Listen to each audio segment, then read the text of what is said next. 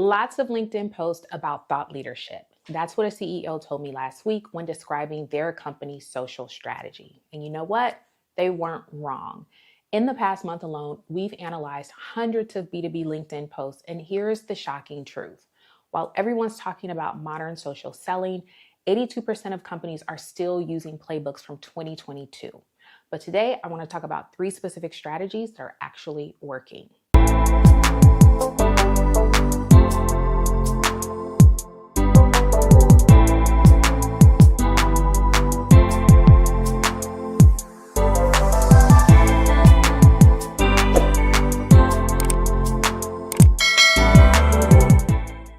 Welcome to the brndBrief podcast, where we discuss the latest trends and key strategies that are driving brand growth.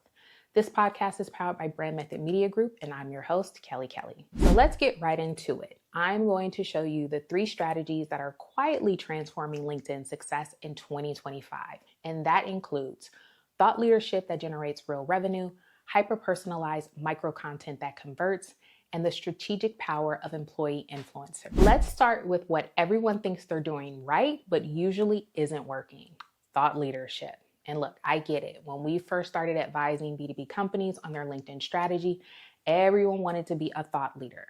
The old approach was posting generic insights and hoping they stick. 5 ways to transform your business, or the future of such and such industry. But those surface level posts aren't just ineffective, they're actually damaging your brand.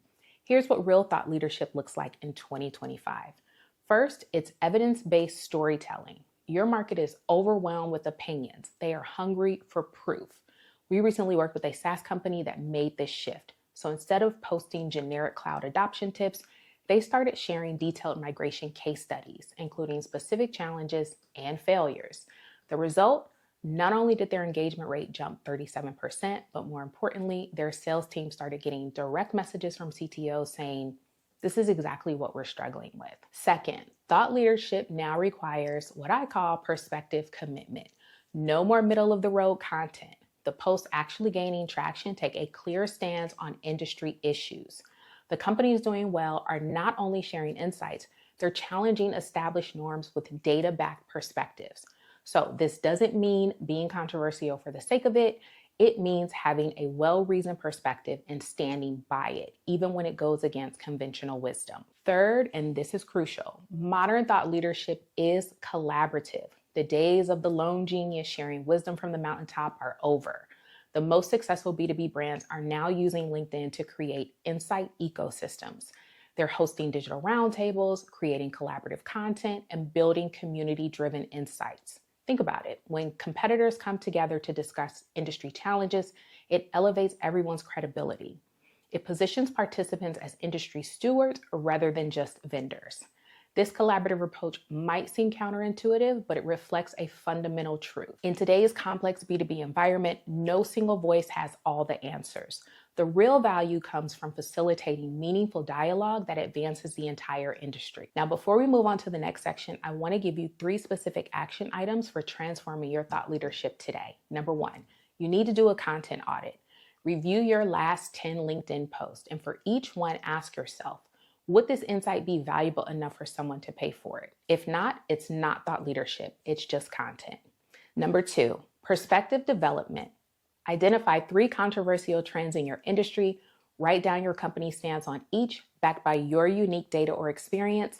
These become your thought leadership pillars. By the way, be sure to grab our free resource, LinkedIn Content Idea Swipe File, which has templates for how to structure your thought leadership post, along with tons of other templates.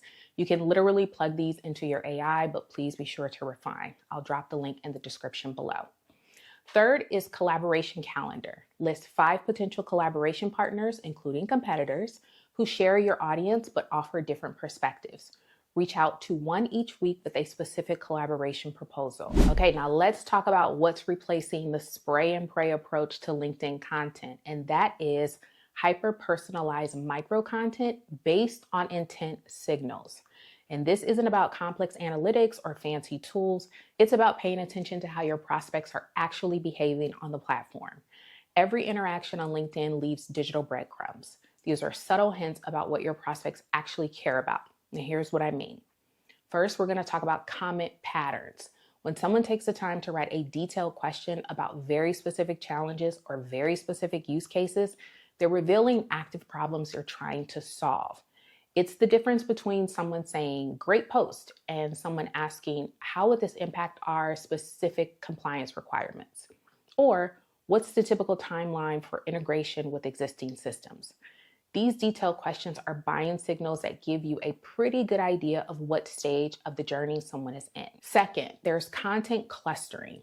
Pay attention when someone engages with multiple posts about the same topic. For example, if a prospect engages with 3 different posts about employee onboarding within a week, that's not a coincidence. It's likely an active priority for them. Third, and this is often overlooked, look at the type of content they're sharing with their own network. When prospects start sharing your posts with added context about their own challenges, that's a golden signal. They're not just consuming content, they're processing it through the lens of their own needs. Action items for intent signal monitoring. You're going to create an intent signals checklist. List the types of comments that indicate buying intent, document topics that consistently drive deeper engagement, and then track which pieces of content get reshared with personal context. Now let's talk about what might be your most underutilized marketing asset, your employee influencers. And look, I know what you're thinking, not another conversation about employee advocacy, but what we're seeing set to emerge in 2025 is fundamentally different from the old school, please share our company posts programs that nobody wanted to participate in. Companies are moving away from structured advocacy programs toward what I call organic expertise amplification. Here's what this looks like in practice. Your employees are already experts in their field. They're solving real problems, having real conversations, and developing real solutions every day. The key isn't teaching them to be content creators, it's helping them share their expertise in a natural way. Consider your engineering team, for instance. Of course, they're building products, but they're also solving complex technical challenges daily. When they share these problem-solving journeys on LinkedIn, it resonates because it's real, it's practical, and it comes from a place of genuine experience. Second, we need to talk about strategic story alignment. You do not want to control your employees' voices. Instead, you want to create a framework where personal brands and company messaging naturally complement each other. So think of it like a band. Each musician plays their own instrument, but together they create something powerful. The most effective organizations are developing narrative pillars. These are flexible themes that allow employees to share their unique perspectives while naturally tying back to the company's core message. Third, you want to lean into empowerment, not enforcement. The shift we're seeing is from mandatory participation to enabled enthusiasm. The most compelling employee content comes from people who genuinely want to share their insights. When organizations focus on providing resources and support rather than tracking sharing metrics, something interesting happens.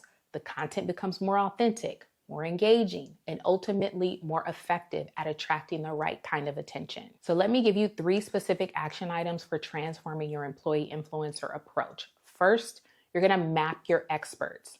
Create a simple spreadsheet that lists your internal experts, their core topics of expertise, and 2 to 3 unique perspectives they can share about each topic. Second, create your support tools. Build a basic resource hub with your key company messages, relevant industry statistics, and 3 to 4 story templates that make it easy for employees to share their experiences. Third, you're going to launch your enablement program. Choose 3 of your most enthusiastic employees, provide them with the resources you've created, and give them clear permission to share their authentic experiences. So today we've explored 3 strategies that are transforming how the best B2B marketing leaders are leveraging LinkedIn in 2025. If you're ready to implement what we've covered today, be sure to grab From Social to Sales, a strategic guide to LinkedIn lead generation. Inside, you'll find step-by-step frameworks, ready-to-use templates, and practical guides for you and your team. I'll drop the link in the description below. Don't forget to subscribe for more insights, and I'll see you in the next episode.